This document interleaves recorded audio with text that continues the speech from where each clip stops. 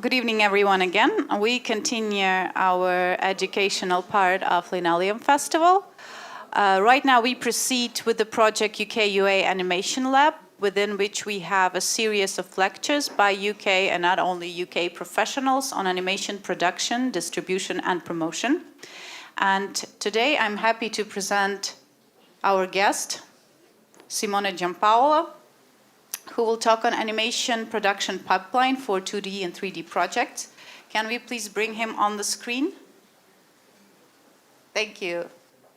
Also, Aaron Wood, our partner on the project from Squiggle Animation Magazine, he will moderate this session. And in the end, we will have a couple of minutes for questions and answers. In case you have some, just please raise your hand. Також ця сесія. This session is also in English. If you need interpretation, please come up to the back and take the headsets. I think we can start. Thank you, Anastasia. Are we good to go? Yep.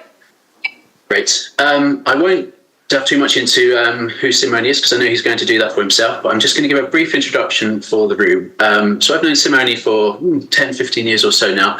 He's a London-based Swiss animation director who has written and directed many awards-winning shorts, including the Oscar shortlisted and BAFTA-nominated Only a Child.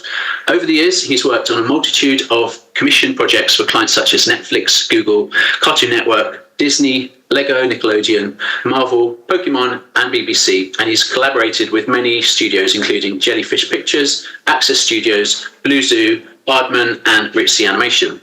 At this point, I'm going to hand over to Simone because he has a lot to get through, so thank you, Simone, and over to you. Hi, thank you, Aaron. Hello, everyone. I will start with, I will share my screen so we can go through the presentation that I put together. How is it going there? All good? So I'm gonna share this and the presentation. Right, can you see my screen now?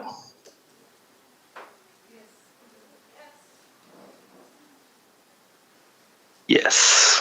Yes, we can. Sorry, I was running to the microphone. Yes, everything is perfect. Fantastic. Give me just 1 second and then we can start. Yes, and when you need your show reel on, just ask for this, please. Perfect. Just like to... I can...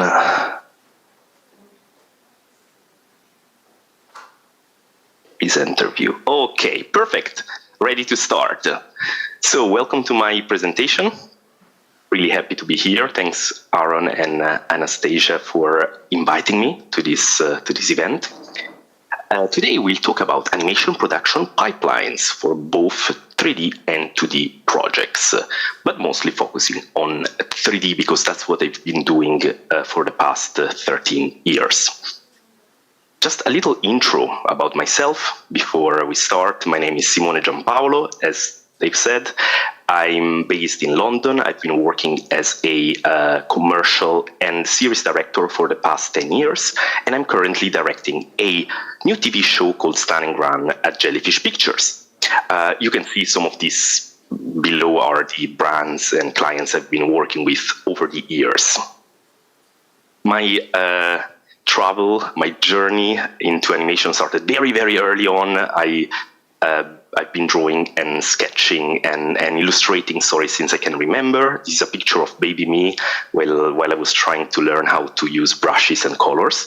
But when I got to 18 years old, it became quite clear that I was not great at using computers. I was quite crap at computers, to be honest. And so I found out that, that was a big gap in my knowledge. And that was not the only gap. I was also pretty bad at English. So these two things were two things I had to improve, I had to work on. So I decided to move to a little town in the south coast of the UK called Bournemouth, where I studied at Bournemouth Animation, computer animation for 3 years. So forcing myself to learn English, improve my skills, and also learning computer skills that could have been necessary to get a job later on. At that point, I was pretty bad. I couldn't even use Microsoft Paint properly, let alone Photoshop. So just a couple of joyful pictures from that period in Bournemouth. As you can see, I had lots of fun.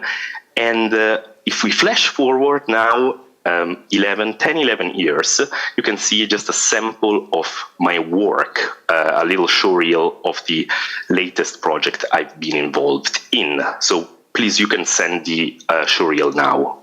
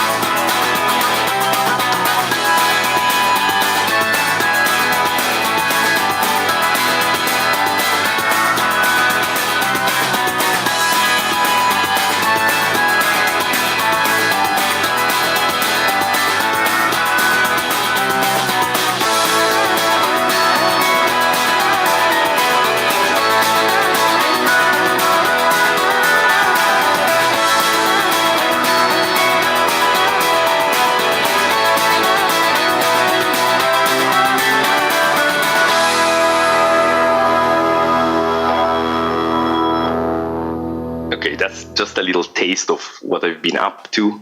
As you can see, there are lots of bouncy, quirky CG characters in my work. So that's what I've been specializing in over the years. I do love old techniques. I will talk more about that later. I do love stop motion, 2D, but in terms of work, the majority of my projects have been involving CGI. So I will focus and give tips mostly regarding CGI, but I believe they can be applied to other pipelines too.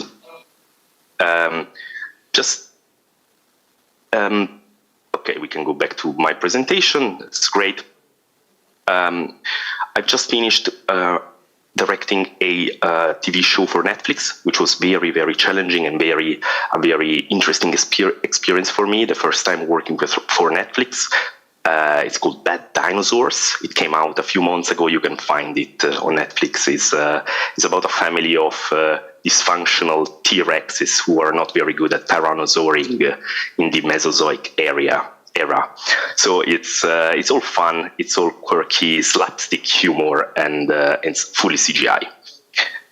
And at the moment, if we look at the future and what's coming, at the moment I'm working as a series director on Starring Run, a new original project by Jellyfish Pictures.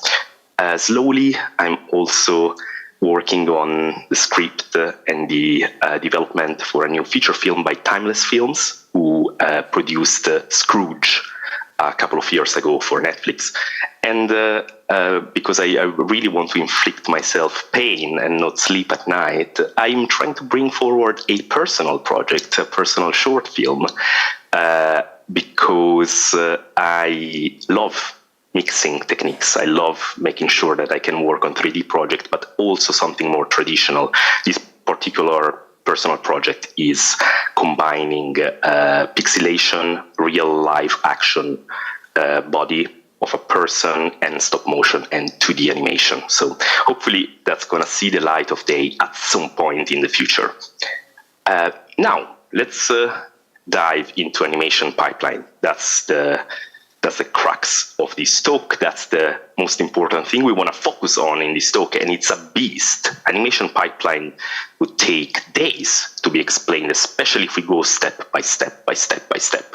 There are ways to represent animation pipelines which are quite simplified, like this one I drew, which can show you very clearly, in a very simplified way, the different steps of production. However, depending on the company, depending on the technique, depending on the person you are, the producers you have, you might find other kind of pipeline online. You see stuff like this, stuff like that to the animation 3D pipeline. There is a lot to be said. And in this talk, I will not be able to cover every step going from the idea creation to the final product, because it would take way too long. I'm not going to talk about every department in depth, but I'm going to give you a robust overview on the pipeline, what I think is a pipeline that works, and I will give you tips. I will give you some suggestion on how to maintain the pipeline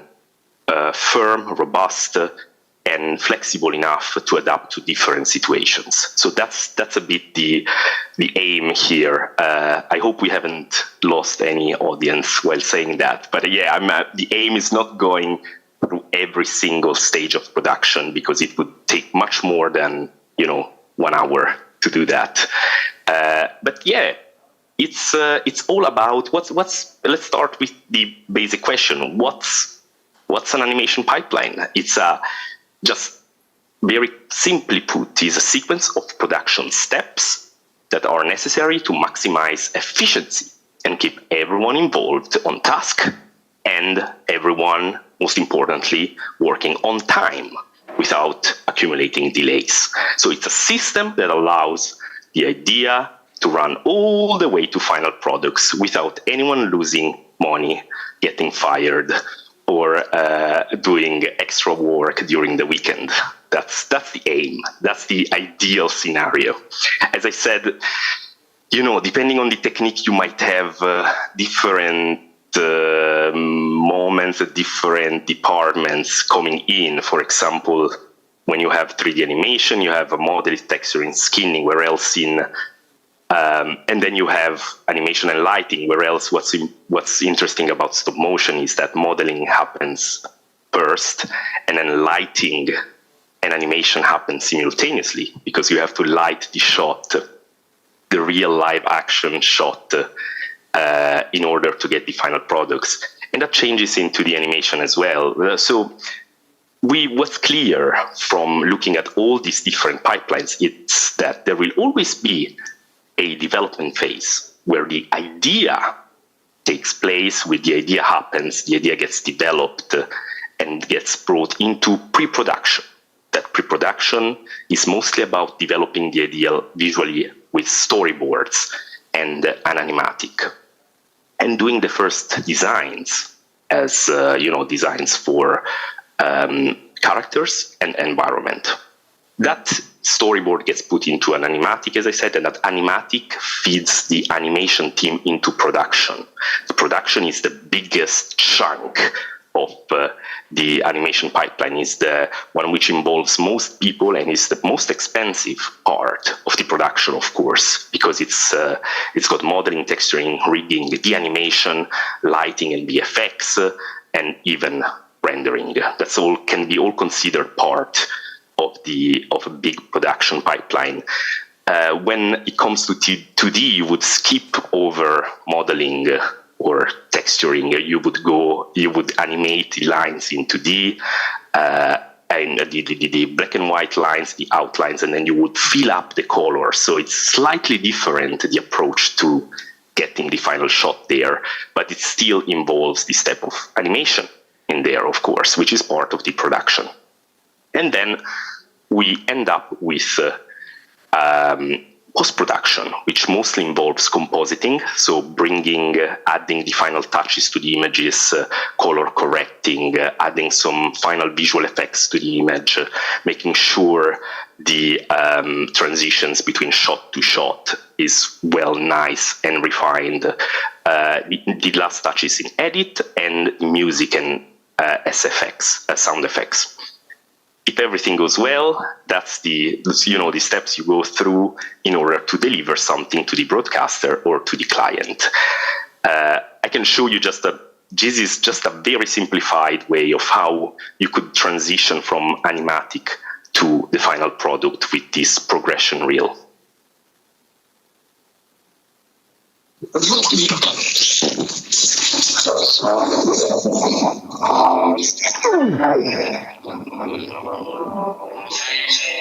This was just a a very simple bumper for Disney XD, so just a few seconds.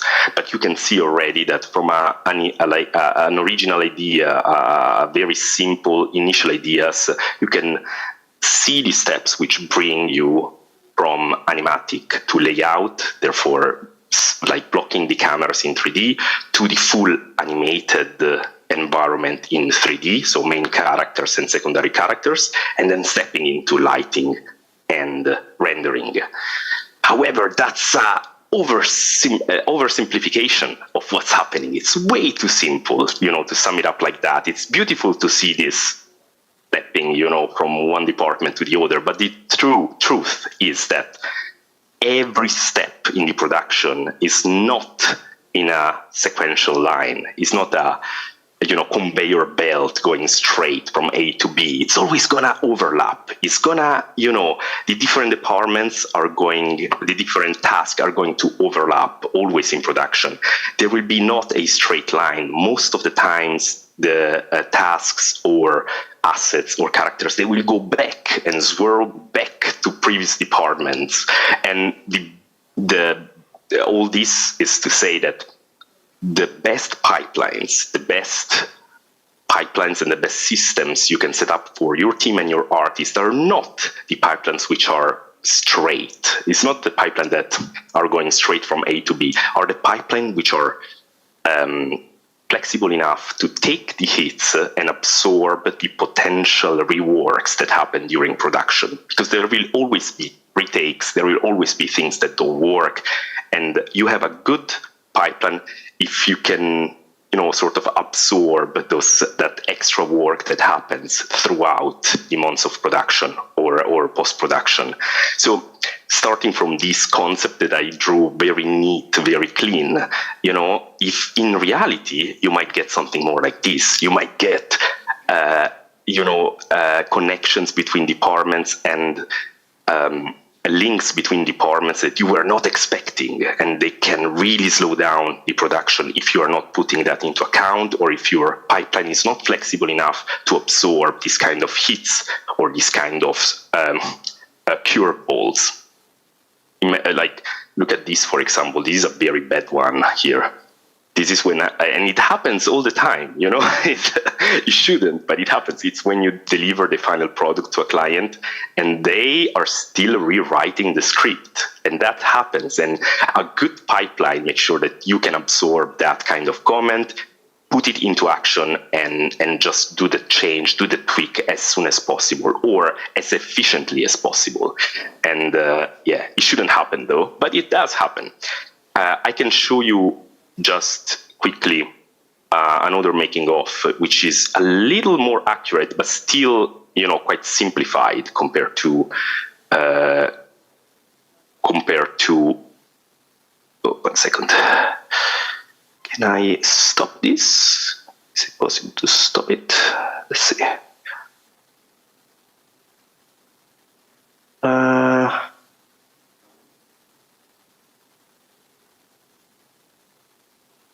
I don't know how to stop this, sorry. So this is of course, while showing, while working on the animatic, lots of other things. 1 second, sorry. I will just try to find the timeline so I can play this.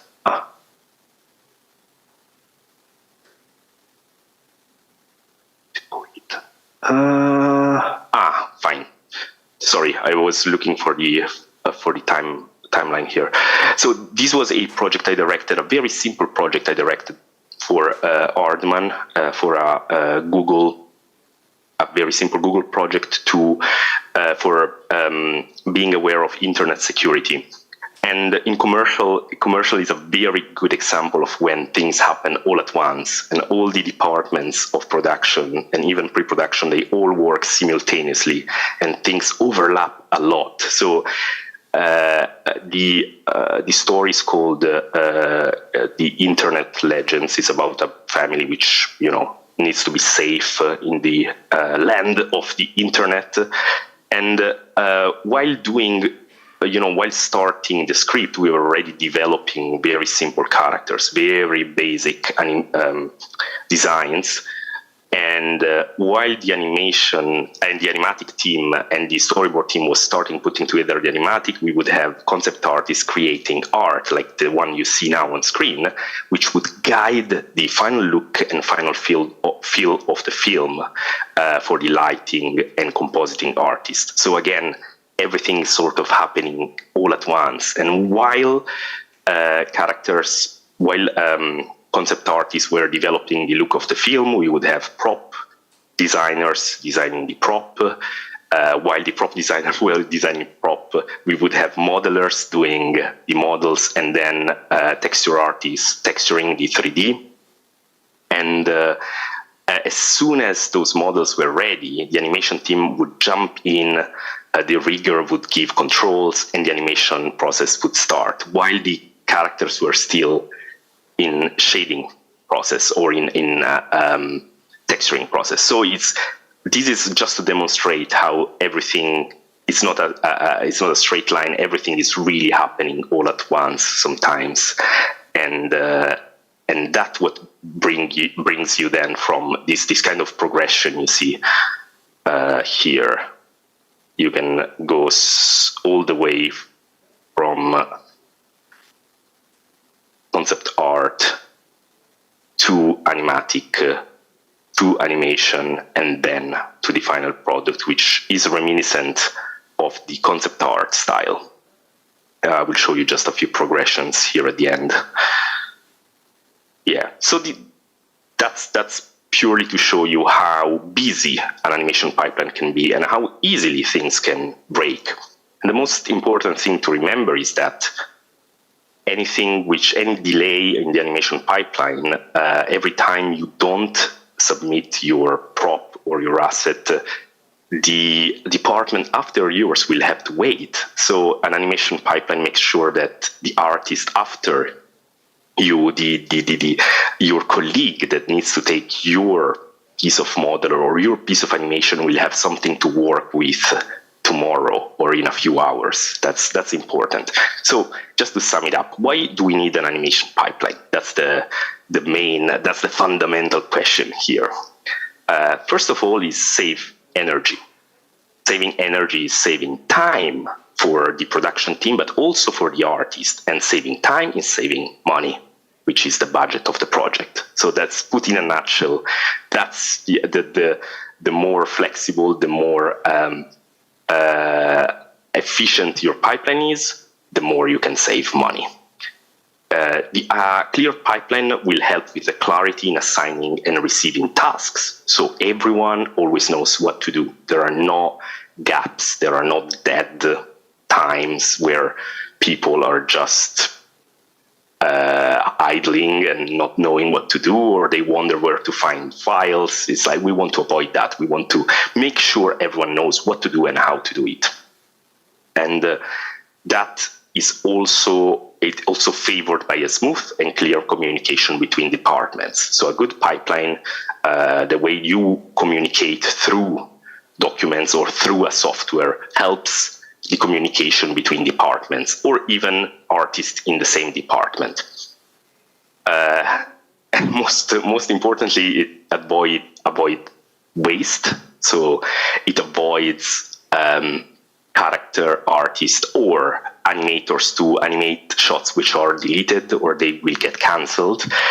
And when things get wrong, and things will get wrong at some point, things always get wrong at some point of production, like your software crash, you lose files, the way files are published between one department and the other doesn't work. So things will go wrong. When they go wrong, and when that happens, a good pipeline or a good pipeline TD will make sure that we can transition smoothly from the moment of crisis to fixing it without panicking too much. There will be a bit of waste of time, of course, there will always be, but a good pipeline makes sure that there is always like a sort of a plan B if something happens. And eventually, the most important thing and the reason why we need an animation pipeline is make sure that the deadlines are respected and hit. And all these together, all these elements or these bullet points here favor and they contribute to a healthy relationship between production and artists. When there is a good relationship between production and artists, the studio, everyone feels more at ease, it feels more comfortable, and they know what to do, they are not too much under pressure, and artists work better in general. When the pipeline is not behaving properly, and when you start having problems and delays because of the pipeline, that's how the art team versus production relationship looks like. It's not going to be a friendly one. There will be always, delays or misunderstanding, and we don't want that. We want the pipeline, that process to help us, so the art team and production relationship can look more like this. That's the aim. That's we want that peace and love between production and the art team. That's my personal point of view, my personal perspective, but it can help any artist in the production, whether it's 2D, stop motion, or 3D. In order to really streamline the process, in order to make sure that you can actively help the team you're working with. A good director needs to understand, but not be proficient in every step of production. That means that you see all the steps that I showed you before, that a big list of different tasks that you can find in a animation production pipeline. I don't know how to do all of that. I've done some of it in the past. I've done some modeling, I've done some lighting, I've done some compositing, but not to a level that I would be comfortable to, work professionally in. It's the understanding of that process which is important. I think a director should know what every department does and what every step involves. But it's not necessary to know the craft, firsthand. But I think that applies to every artist. If you know what the next steps in the production pipeline do and what the previous steps of the production do, you can be actively helpful to find solutions and to find shortcuts to make everyone's life and everyone's work easier to handle and simplify it. So knowing all that is very helpful, whether you're a director or a member of the crew. Pipeline tips, or pips, as I like to call them. I just came up with that name. I don't call them pips, to be honest. But hey, just deal with it for now. First one is the KISS rule that I usually use in animation when giving animation feedback, but it applies to pipeline as well. Keep it simple, silly. It's really easy to overcomplicate a pipeline. It's very easy to create too many folders, create a structure which is overcomplicated and ends up slowing down the artist because they don't know exactly what to do or how to save it, what's the right folder to find things in, and that happens all the time. That still happens, So imagine you're a new artist in a studio. You are a modeler in a studio. You turn up in the morning at 9, and your day starts for the first time. A good pipeline should allow you in 1 hour, in less than 1 hour, to pick up the system and start working within 60 minutes. You should be able to understand where your files are, where the concept art is you need to model, and where to save the files. This is the basic. This is the ABC of pipeline. And sometimes, especially big companies which have a very important structure, they tend to overcomplicate things, and they are a bit less user-friendly. So there is no need to reinvent the wheel when it comes to pipeline.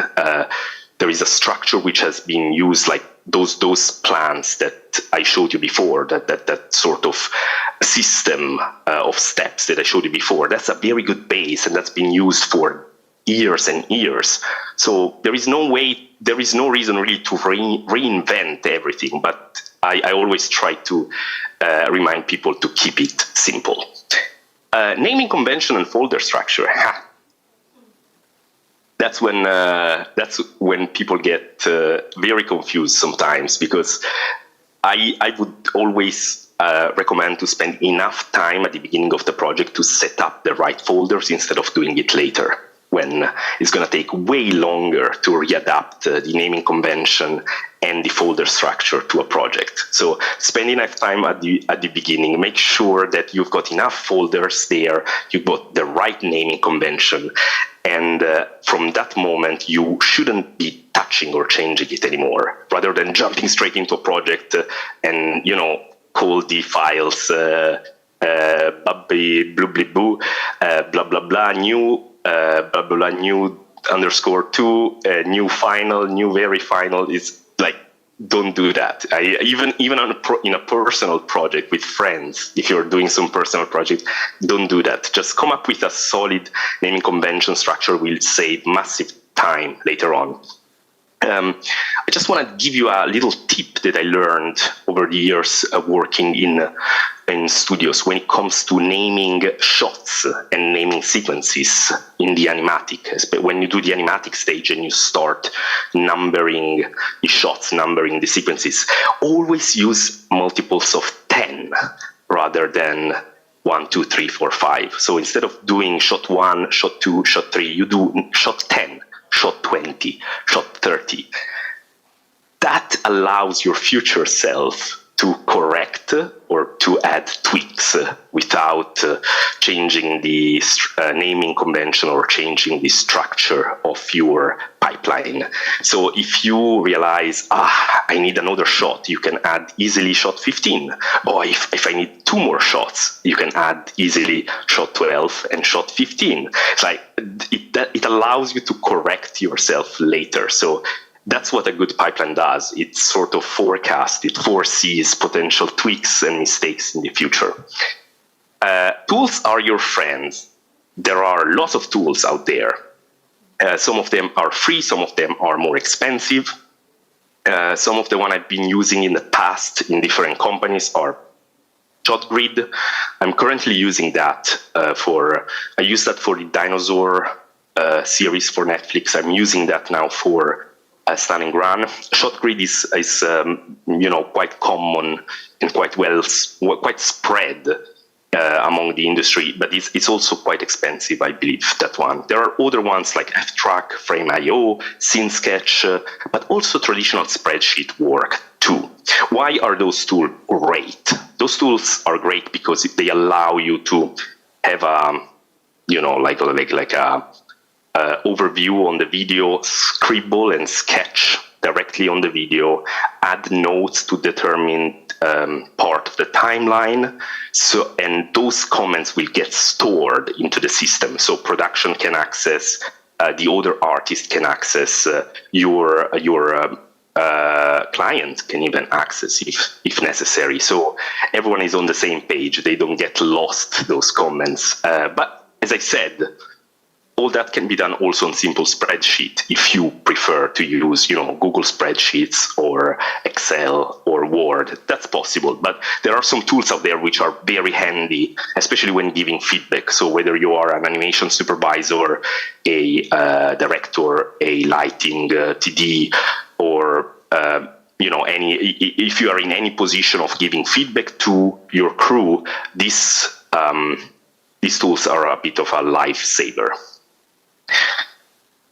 Number 4, script breakdown. That's when things get interesting after development. So when you jump from development to pre-production or from development to production, you need to read through the script. The ideas usually start on the script. You have to make sure you read the script and you do a breakdown of the script as accurate as it could be at that point. So the initial breakdown should be as precise as you can. And that will make the pipeline work better in the months ahead.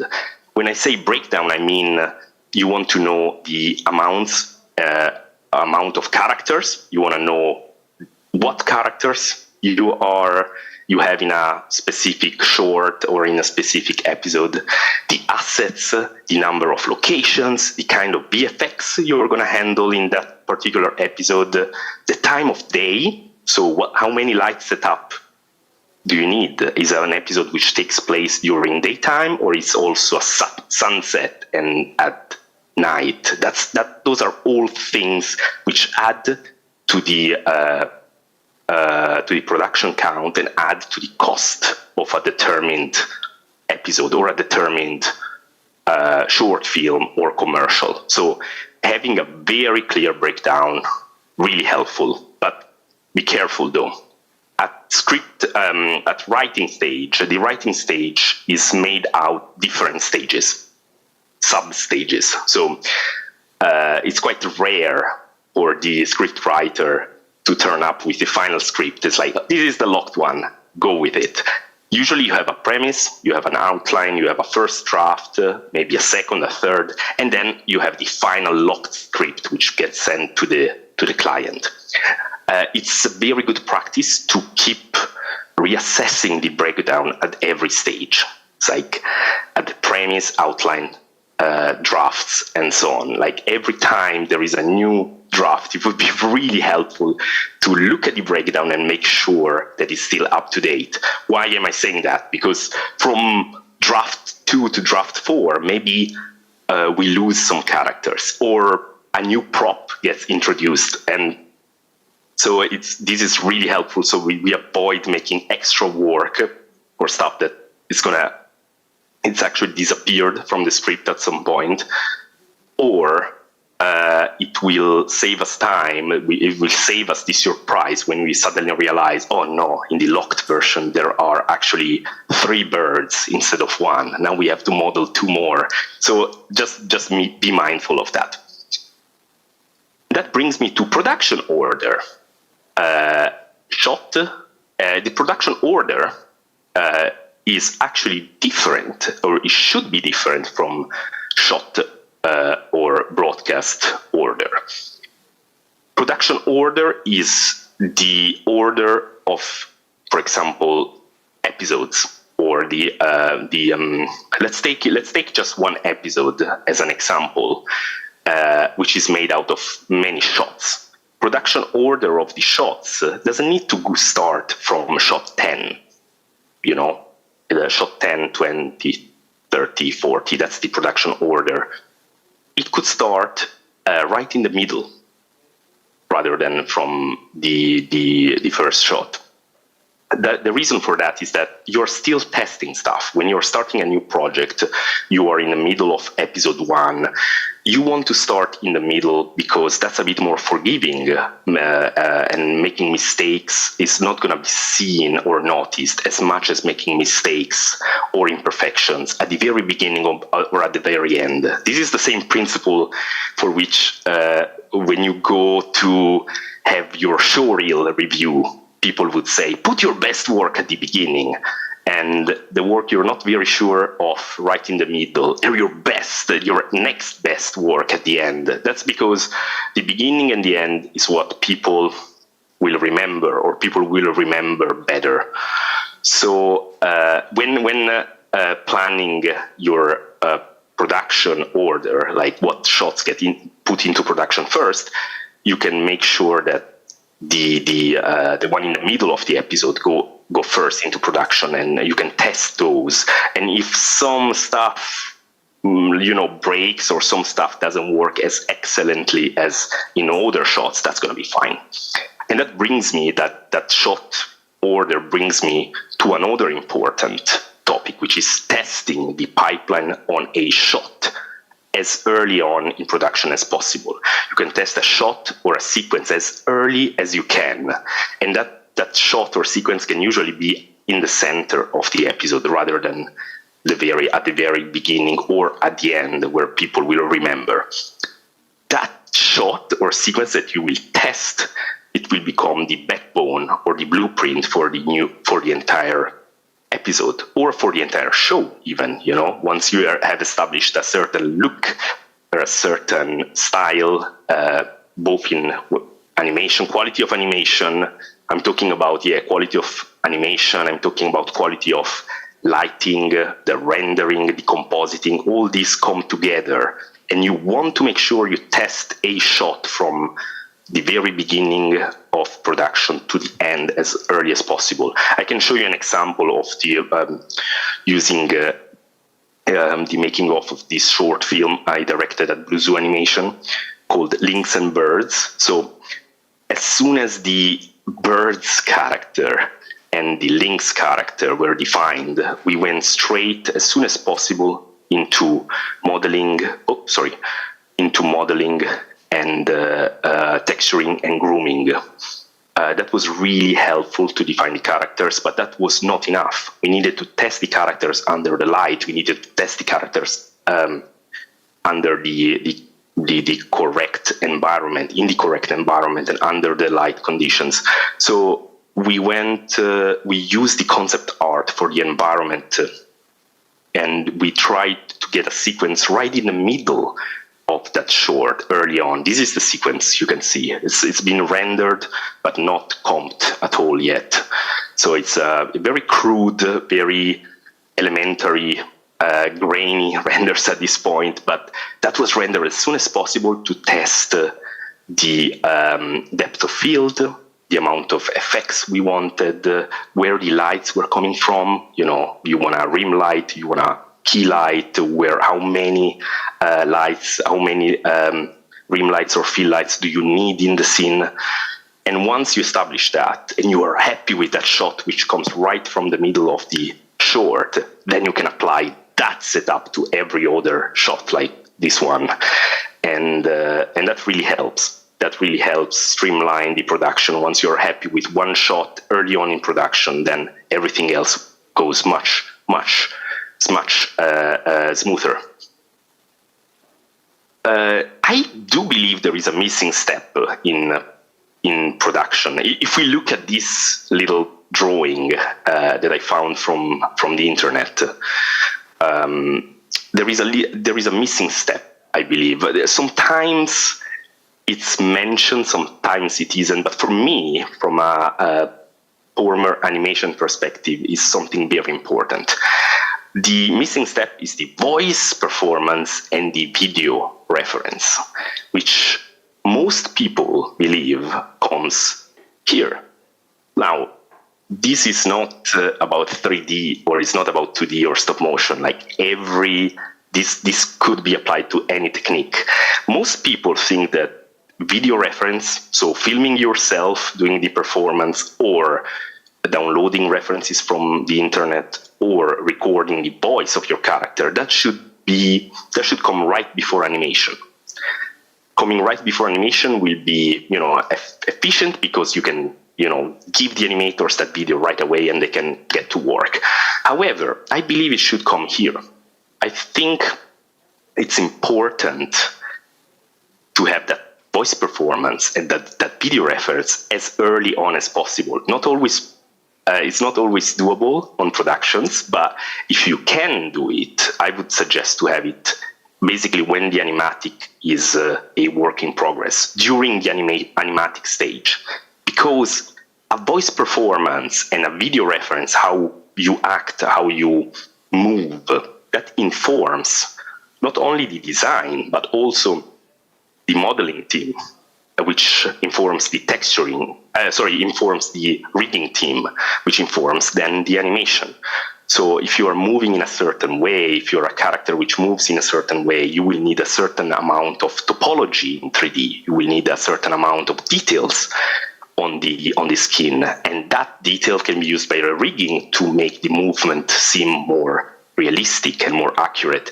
So it's not just about animation, voice performance, and video reference. It's also about informing what style of design and what style of and the amount of detail you need to put into modeling and rigging before it goes to animation. it will help you feel and define your character. That's just put into a nutshell. It informs the design, modeling, rigging, and animation teams. I can show you just an example of a progression from animatic all the way to final product with the voice performance in and with the animation reference, the video reference. Forget about the joy of giving. Forget about Christmas cheer. You will find the meaning of Christmas right here.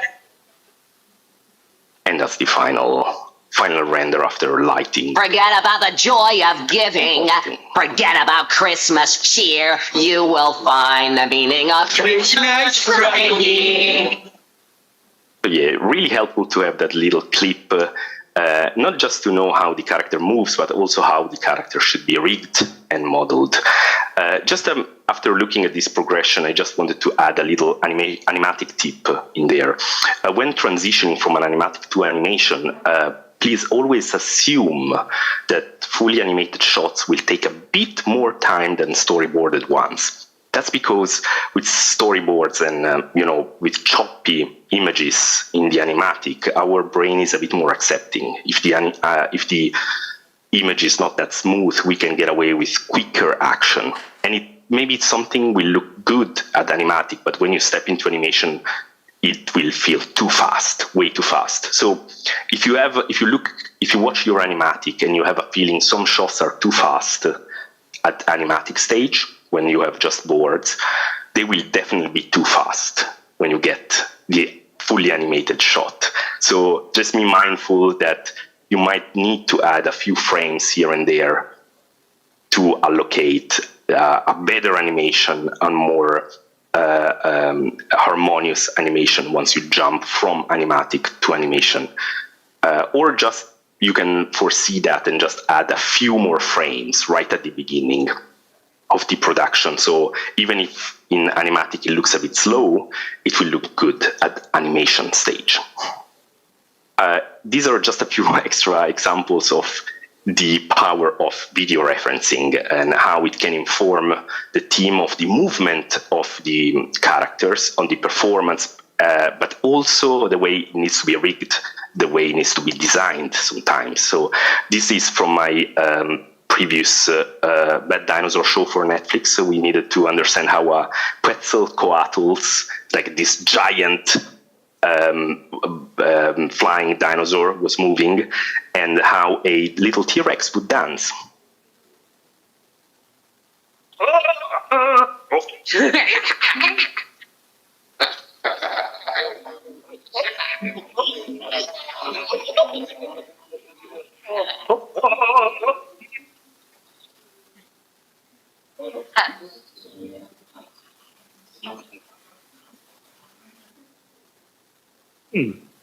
Voila, good times. And if you feel brave enough, sometimes you can even skip over animatic and storyboarding and just use your video reference or as a blueprint for your short. This happens very rarely, and in this case you will see now this is a personal project, so there was no client involved. So as I said, it could be a bit risky, but you can do it.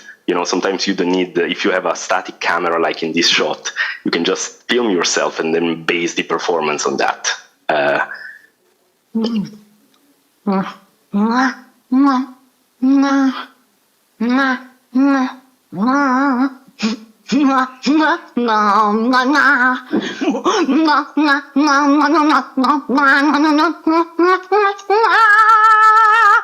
Voilà. Lots of Christmas content today, right? Fantastic. At the beginning of September. That's right on time. Right. And we are getting to the end of all these main points I wanted to make for production. This is point 8, and that's my favorite part of the animation pipeline. That's a secret spot that the most of production managers or producer are not aware of. It's my magical spot where I can be free like a bird, and it's right there. that's, I think, where magic happens. That's where filmmaking happens. It's basically at the very beginning of storyboards, and it's called thumbnailing, when you can be free as a bird. Why do I say that? I do love that, because from that moment onwards, everything when you are involved in a commercial or you're involved in a TV series, everything from that moment gets stored and archived. Like, everything needs to go through the system. It needs to be uploaded into the whether you're using ShotGrid or you're using just Dropbox with a folder structure, or you're using a server, that it doesn't matter. But from that moment, everything becomes official. Like, all the products, all the art, all the edits, they get put into the system. But with thumbnailing, everything stays onto your desk. You can just plant things on paper in your little booklet. No one will need to see them except for you, maybe, and the storyboard artist or the editor or the story supervisor. It's something very private and very magical. And that's, I think, where ideas are born. The ideas are not born when the animatic is, when you watch a very nice and polished animatic, like the ones I showed you before for my in my making of videos. That's not how ideas are born. Ideas are born with these crappy little doodles, you see.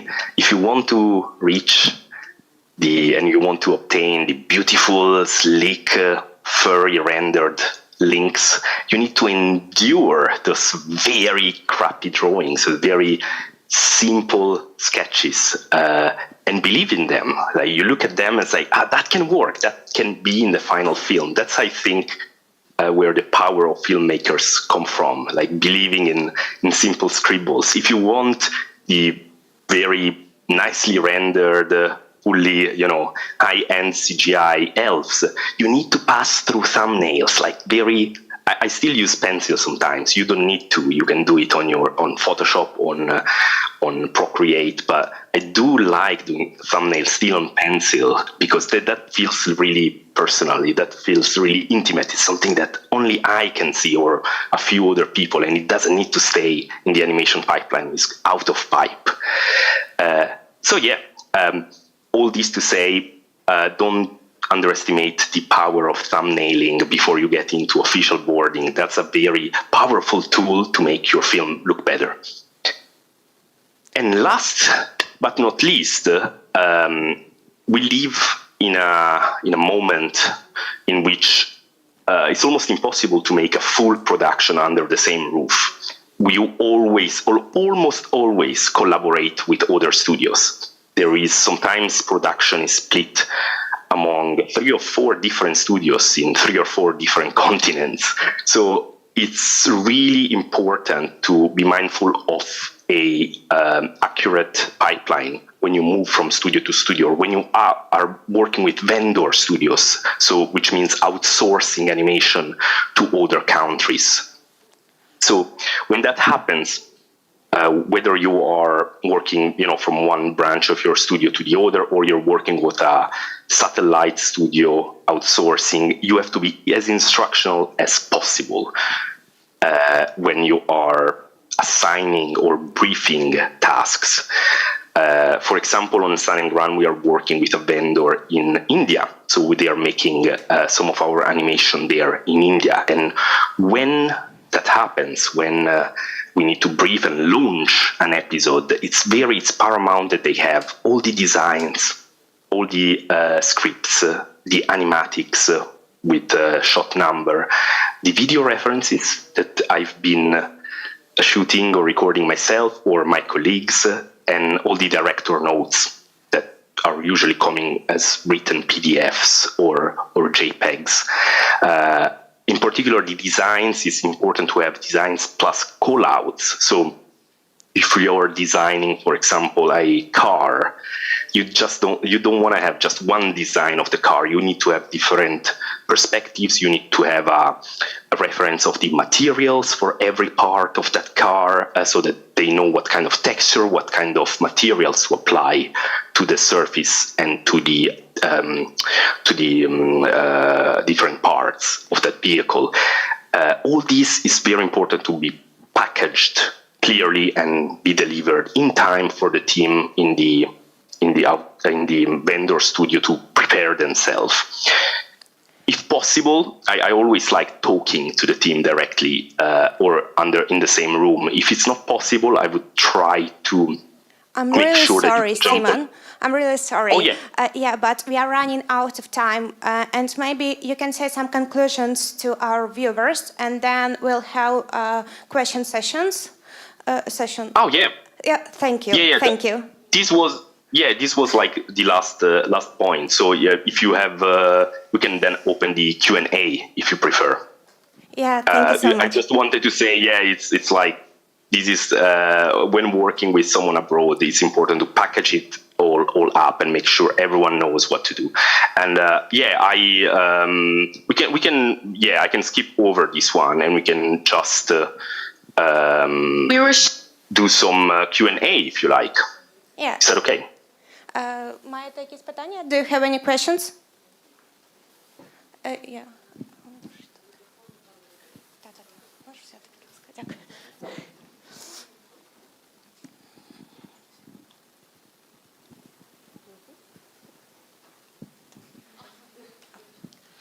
Hello, I wanted to ask when the script is written and the concept art, is it like the first script is written and then the concept art is made, or are they made at the same time, or are they influenced by each other?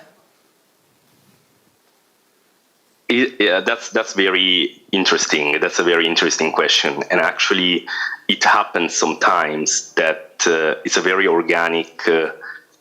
The pipeline can become very organic, and some of the ideas that the concept artist or the character designer does get inserted into the script. So it depends if you have time to develop. It depends how much time you have to think over the story and refine it, but. It happened more than once to me that a certain design or a certain choice in the character or in the environment design has actually instructed the script writers or has made the script writer change an idea in the story. So as a rule of thumb, I would say the story comes first, and once you have the story, you jump into design and character design, but it's not always the case. It can be the character can influence the story as well, the design. Okay, thank you very much. No problem. Let me stop this.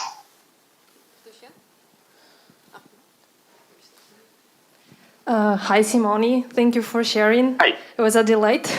I was about to ask about our era of animation that we're witnessing right now, that we're mixing a lot of mediums, a lot of styles, new textures as well, 3D and 2D. And I wanted to ask what challenges might the pipeline face when new styles come into play, like with works like Love, Death and Robots or Alberto Mielgo works, cases like this, like how do we maybe possibly adjust the pipeline? What challenges do we face, and how? What do we do if we understand that we need a little bit different approach visually? Do we lay out the whole team, or what do we do in these cases? Thank you. That's a very interesting point, actually.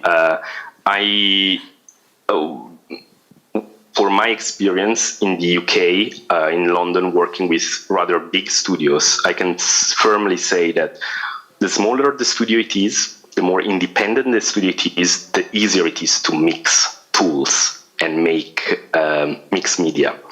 Because the pipeline in big studios, in studios which have over 500 people, I'm talking about, VNEG, ILM, these studios which are huge.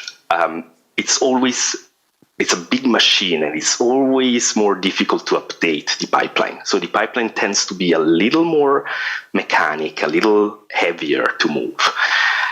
It doesn't react so quickly to new visual styles or new tools that can be injected into that. So I think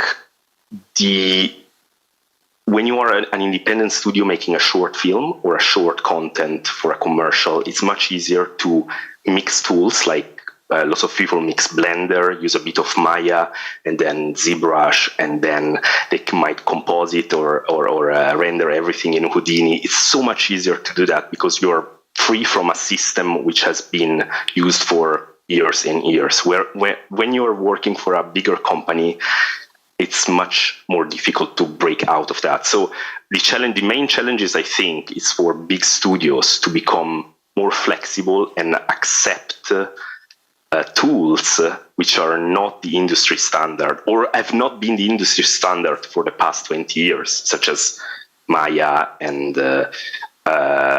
Nuke and all these other tools which almost every company or almost all the companies I've worked with have. The challenge is, can we get rid of that tool and use another one without breaking our pipeline? That's the big challenge. And if you can do that, then you can adapt to other visual style more quickly, I think. Okay, thank you for your presentation and all of your tips. They're amazing. I want to ask you about the last thing from your presentation, how and where to find people to work on different stages of animation production. While you were answering other questions, I was thinking, I remember that on festivals, students was trying to find internship, and this is like one of the options, but maybe you can suggest another. Thank you. Yeah, thank you. That's a nice question. I love going to festivals. I love spending time with other filmmakers and also meeting younger filmmakers and see if there is potential to collaborate. So that's film festival like the one you're attending now is definitely a plus. Depending on the country, I think almost every country, almost every big city has got some meetups, like animation meetups or creative meetups or meetups where you do live drawing or do art together. In London, we've got, for example, something called Drink and Draw. You go to a pub, you drink and you draw, and then you drink again, and you talk and conversation and get to know people. There are other events which are just for animators where we help giving feedback. I've been participating as a mentor for a few years. It's called SIGGRAPH London, Bring Your Own Animation. So I'm not saying like every city has got it or every country has got it, but most places I think have got certain artistic meetups, and those are very important, I think, for meeting new people and new talent which can become your colleagues one day. So I would definitely recommend going to those, not only to animation festival, but also to art or industry meetups. I think that's one of the biggest advice. And another advice I would say is it's not necessary sometimes to go to the biggest festivals in order to meet interesting people. Sometimes smaller, more niche festivals are actually more effective in getting to talk to people and getting to actually have a conversation, because the big festivals like I love Annecy, but has become so huge. It's sometimes difficult to have a conversation with someone you want to meet. It's really, really tough. Whereas more niche, smaller gatherings are actually the key, I think, for having a genuine human interaction and actually discover if someone is good to be hired. So, are there any questions? Yeah, one small. That's the last one. So, Simone, thank you. I express a big gratitude for your presentation. And continuing the question before the previous one about the pipelines on big studios, from your experience, is it okay to adjust pipelines when you are already on stage of production, probably, if team found more sufficient way to do the job, or it would cause some troubles to have such an experience? I think it's possible. I think it should be done. It's not ideal, and it can create some delays, but I think the time spent in readjusting the pipeline is then gained. It's like you win that time back in the long run, in the future. So if you are at pre-production or right at the beginning of production and you realize this way we are sharing folders or sharing files doesn't work, we need to rewrite it, I think it's better to do it sooner rather than later. If you get to to post-production, I would not bother changing the pipelines. Like we are very close to the end. Let's just keep going as we have. But if you are at the beginning of production or in pre-production and you realize we need to change something, I think it's still possible. Yeah, just be careful not to break too much stuff. So, for example, if we do those adjustments, we will have to do again pipeline tests and go to the very beginning.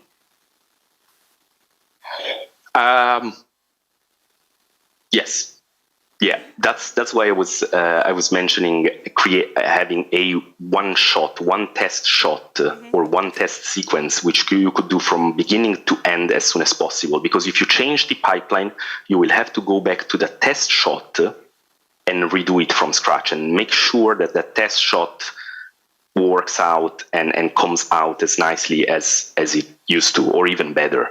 So maybe you don't have to start the whole project from scratch, but if you do change an important step in the pipeline, then you'll have to redo a test at least on a shot or a sequence. Make sure that you can go from animatic all the way to final products with that new pipeline. Brief and clear. Thank you. Thank you. Okay. Thank you so much, Simone. The presentation was great and it was full of interesting and important tips. Thank you. Дякуємо всім. Thank you everyone that you came today to Linoleum. We invite you tomorrow to the screenings after 4 p.m. and the lectures after 5 p.m. Ciao, ciao.